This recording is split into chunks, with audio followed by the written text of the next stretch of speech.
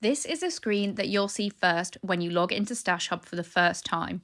You can update your preferences, whether you prefer to use a comma or a dot for your number separator, your currency, whether you prefer imperial or metric units, although you can mix and match if you use a little bit of both. Once you're happy with that, you can tap save, and then you can choose whether you want to opt in to additional emails from us with discounts and offers, and have a look at the data privacy policy if you like. Then you can press save. Here you've got the option to view everything additional that you get with the Stash Hub Plus subscription, but you can use the app for free to test it out. And then when you continue, you'll go through to a tutorial about how to use Stash Hub. So this will take you through some of the key buttons to use Stash Hub. So the first is the plus button in the bottom right. So this is how to add a new record. So you can use this button in all the different record types, not just fabric. And there are different options. So add new just adds a new blank record, and you can fill in all the fields yourself. Bulk add allows you to create multiple records at once, and you just add very basic information like the picture, the name, and the length. And then magic input is our really cool feature that allows you to create a new record from a URL. So for example, if you're buying a fabric or a pattern online, you can copy and paste the link from the website of that specific fabric or pattern, and it will import all the information into your Stash Hub without having to type it out. And then just tap anywhere on the screen to go to the next tip. So this is the quick filter, so you can quickly switch between your unused fabric or your used fabric or your scraps and see different parts of your stash, and there'll be different filters in the different sections of Stash Hub.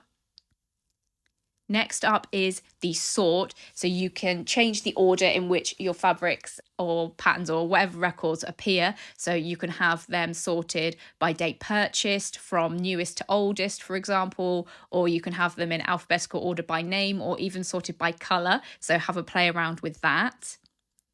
This button here is for text search, so this is really handy if you know exactly what you're looking for. For example, if you have a particular pattern in mind and you know what it's called, you can just quickly type it in there and find the exact thing you're looking for.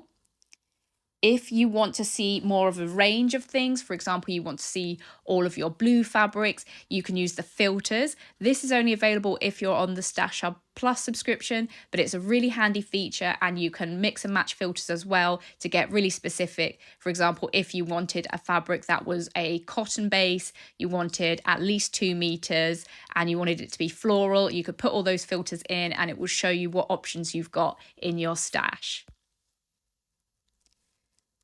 Then this is the record. So we've created an example record for you so that you can see how to use Stash Hub and get an idea of what all the different fields are for. So you just tap in the square with the picture to see more details of the record, and then you can tap in all the individual boxes to edit that information. At the top left here, this is the menu, so you can navigate to all the other record types and find your settings and learn all about all the different features of Stash Hub. So head up to the menu to see what else is going on in Stash Hub. So that's it for the tutorial. I'll just give you a little peek in the menu so you can see what's going on. So you can add all your stash, your fabrics, patterns and notions, your projects, measurements and challenges, and in challenges you can discover community challenges as well, and then there's loads more stuff to discover. So I hope that you have fun uploading your sewing collection and that using Stash Hub really helps you fall in love with your stash.